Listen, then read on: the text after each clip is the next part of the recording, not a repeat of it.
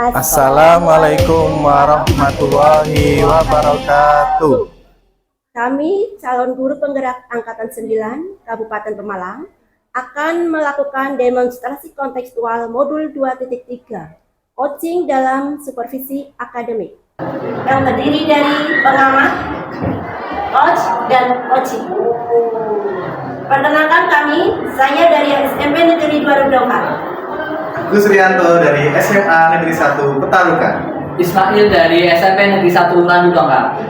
Saksikan untuk sesi berikutnya. Assalamualaikum warahmatullahi wabarakatuh. Waalaikumsalam warahmatullahi wabarakatuh. Selamat pagi Pak Ismail dan Pak Agus. Pagi Bu Daria. Apa kabar? Baik Bu. Ya, pada kali ini kita akan coaching ya Pak ya. Untuk Pak Ismail sebagai coach dan Pak Agus sebagai coaching. Sebelum coaching dimulai, saya akan melakukan observasi dulu ya Pak dengan Pak Ismail. Iya. Sebelum memulai coaching, saya akan menanyakan ke Pak Ismail sebagai coach dalam percakapan coaching nanti Pak. Yang pertama, bagaimana rubrik penilaian percakapan yang akan dilakukan Pak Ismail dalam kegiatan coaching nanti? Ya, dalam kegiatan coaching nanti saya akan coba untuk mempraktekkan tentang mendengarkan secara penuh, kemudian mempraktekkan teknik rasa dalam mendengarkan, kemudian saya juga akan mencoba untuk memberdayakan coach dan melakukan hubungan kemitraan yang baik dengan coach. Jadi nanti ada 3 rubrik penilaian ya Pak. Ya. Yang pertama mendengarkan penuh, yang kedua mengajukan pertanyaan pokok, dan yang ketiga memperdayakan coaching. Yang kedua Pak ini, kompetensi coaching apa yang akan dikembangkan dalam kegiatan coaching ini? Ya, kompetensi coach yang akan dikembangkan yaitu bisa mendengarkan dengan aktif, kemudian bisa mengajukan pertanyaan yang berbobot yang nantinya akan mampu untuk memberdayakan potensi yang ada pada coaching. Jadi kompetensi coaching yang akan dikembangkan yang pertama adalah mendengarkan dengan aktif dan mengajukan pertanyaan yang berbobot, yang ketiga memberdayakan coaching. Ya. Baik Pak. Yang ketiga Pak, bagian kompetensi apa yang spesifik yang akan dilaksanakan pada observasi dalam percakapan coaching nanti Pak? Untuk bagian yang spesifiknya nanti akan berfokus pada bagaimana bisa memberdayakan coach dengan pertanyaan-pertanyaan yang berbobot dalam sesi tanya jawab atau dalam sesi bercerita seperti itu.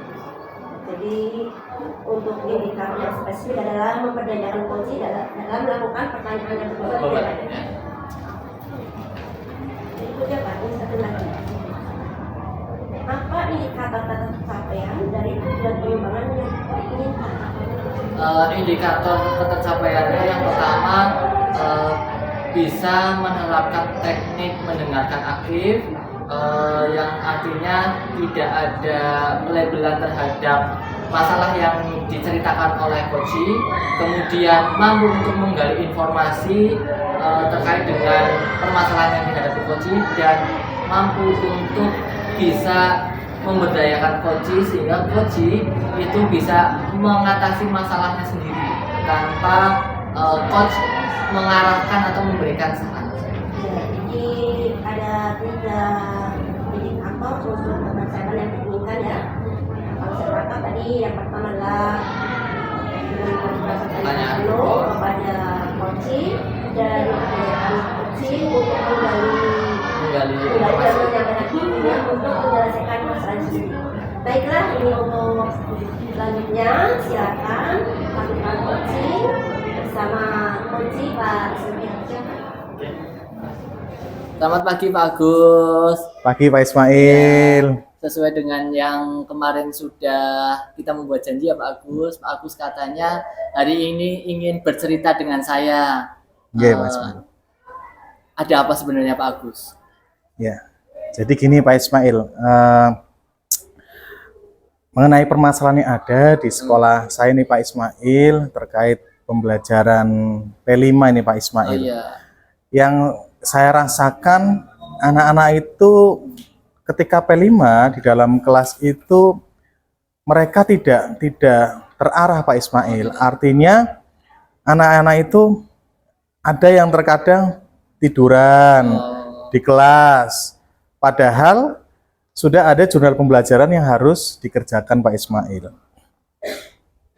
terkait dengan hal itu Pak Agus, terkait dengan pertemuan kita hari ini, eh, yang ingin Pak Agus capai di obrolan kita nanti mungkin sekitar 15 atau 30 menit ke depan itu apa Pak Agus? Yang ingin dicapai dari obrolan ini Pak Ismail, harapan saya inginnya adalah pembelajaran P5 di sekolah saya itu lebih kondusif Pak Ismail. Artinya bagaimana biar anak itu tidak gaduh di kelas dan fokus untuk pembelajaran P5. Terkait dengan yang tadi Pak Agus sudah sampaikan, bolehkah Bapak ceritakan mungkin potensi apa yang ada pada sekolah Pak Agus dan yang Pak Agus miliki, sehingga nantinya kita bisa untuk menyikapi hal tersebut Pak Agus. Ye. Jadi untuk di sekolah kami Pak, untuk pembelajaran P5 itu kita ada jadwal tersendiri. Itu biasanya pembelajaran 1 minggu Pak. 1 minggu pembelajaran sudah terjadwal oleh kurikulum. Kemudian nanti di akhir ada gelar karya. Nah untuk pembelajarannya ini Pak, kendalanya masih ada guru, khususnya guru, biasanya guru senior ini Pak. Guru senior itu mungkin belum memahami untuk pembelajaran P5 itu sendiri Pak. Padahal dari tim pengembang kurikulum itu sudah mempersiapkan dengan matang, termasuk menyediakan jurnal pembelajaran, kemudian materi apa yang harus dipelajari yang nantinya akan dibagikan kepada murid-murid. Namun yang saya lihat ini mungkin karena Bapak Ibu guru yang senior kurang IT-nya Pak Ige. Jadi untuk misalkan mengakses link yang harus diberikan kepada anak tidak, dan seringkali itu malah jamnya jadi kosong Pak, ditinggal begitu saja gitu. Nah, terkait dengan hal itu Pak Agus, apa yang sudah Pak Agus lakukan sehingga permasalahan tadi yang terkait dengan kompetensi guru untuk bisa memanfaatkan IT itu bisa teratasi Pak Agus?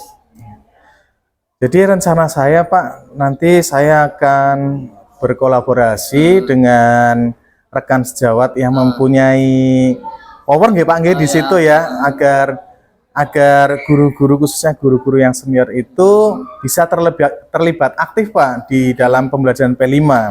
Karena selama ini yang saya amati, kalau guru-guru senior itu masih mungkin karena ketidaktahuan tentang IT atau gaptek Pak, jadi seolah-olah kayak udah diserahkan saja gitu ya. Tapi untuk rekan sejawat yang khususnya masih muda-muda, saya lihat itu bisa berjalan dengan baik Pak. Terkait dengan rencana Pak Agus tadi, bagaimana strategi yang akan Pak Agus terapkan nih Pak, agar dari rencana untuk bisa memberdayakan guru-guru yang senior yang tadi bisa terlaksana Pak Agus? Strateginya bagaimana? Strateginya mungkin nanti berkoordinasi dengan kurikulum agar diberikan pemahaman terlebih dahulu. Berarti agar pemahaman untuk pembelajaran P5 itu sama kepada masing-masing fasilitator Pak. Jadi fasilitator itu tidak kebingungan dalam memberikan materi pembelajaran P5. Dalam pemberian kesepahaman itu bentuk konkret kegiatannya seperti apa Pak Agus? Bentuk kegiatannya mungkin nanti akan kita berkumpul di multimedia, kemudian dari tim pengembang atau kurikulum menjelaskan untuk maksud dan tujuan dari pembelajaran P5 itu sendiri Pak. Berarti nanti ada pertemuan khusus gitu ya Pak? Ada pertemuan khusus. Okay. Nah pertemuan khusus itu atau mungkin acara yang tadi sudah Pak Agus kemas itu rencananya akan dilaksanakan kapan Pak?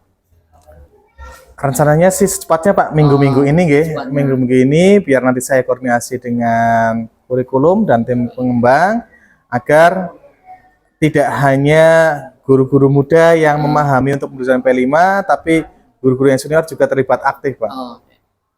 Terkait dengan kegiatan tadi penyamaan persepsi ya Pak, Nggih. atau mungkin bahasa lainnya kalau di saya itu menyebutnya IHT ya Pak. IHT, betul. Oke.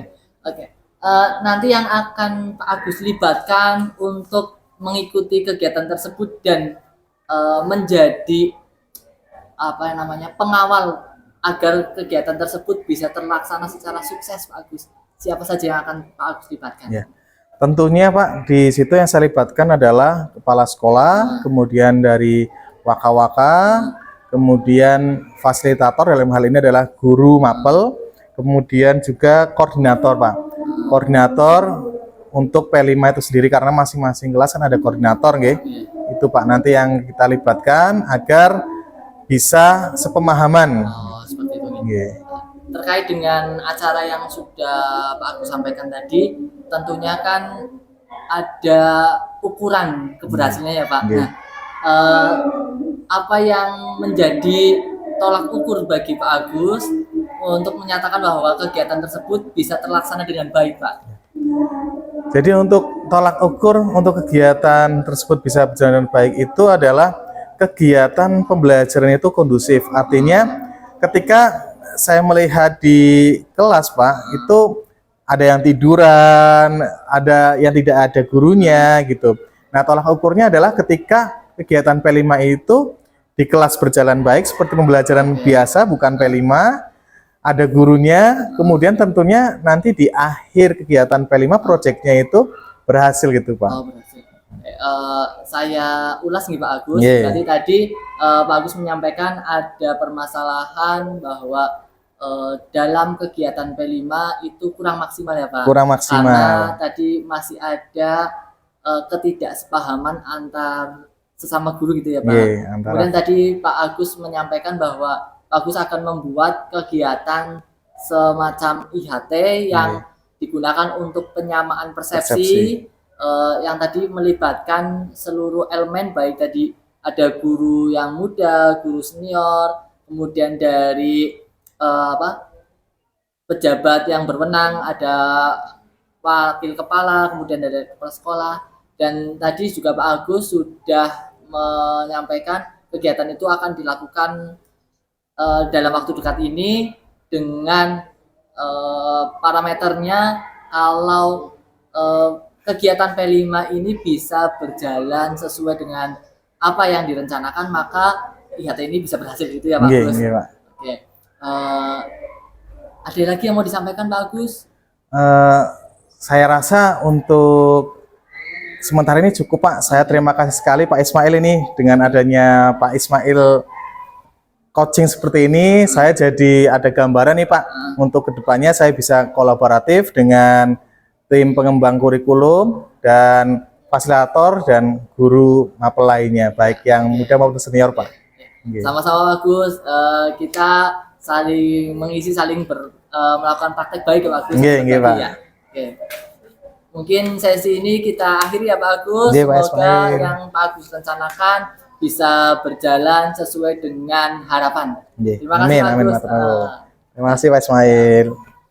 Ya, berdasarkan coaching yang saya amati antara Pak Agus dan Pak Ismail, itu dapat saya tangkap beberapa poin mengenai indikatornya Pak. Yang pertama, Pak Ismail itu sebagai pengantar aktif.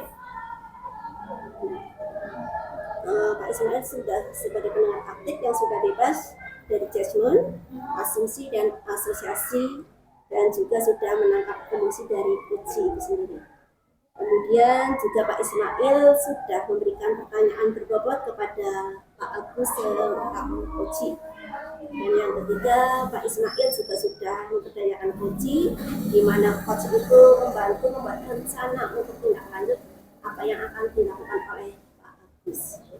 Dan juga Pak Ismail juga sudah melakukan prinsip coaching Pak. Yang pertama adanya kemitraan, proses aktif dan memaksimalkan. potensi dari coaching itu sendiri. Jadi indikator-indikator yang ada pada coaching itu sudah terpenuhi. Lalu gini Pak, ada pertanyaan lagi. Untuk kompetensi apa yang akan dikembangkan lagi oleh Pak Ismail berdasarkan percakapan coaching tadi dengan Pak Agus?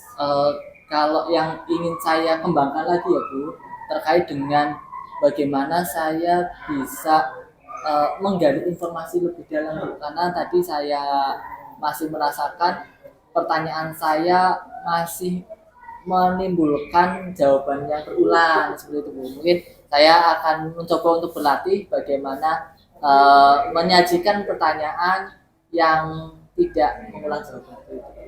Ya, berarti kita memang sebagai coach itu memang kita harus hati-hati memperhatikan Iya, Bu. apa ya jawaban dari si coach itu sendiri Iya, apa ya. iya. Nah, itulah jadi kita harus bisa hadir sepenuhnya untuk melayani atau menemani coaching. Terima kasih. Demikian kegiatan percakapan coaching tugas modul 2.3A7 demonstrasi bilingual yang telah dilakukan oleh Pak Ismail dan Pak Agus. Terima kasih. Terima kasih Daria.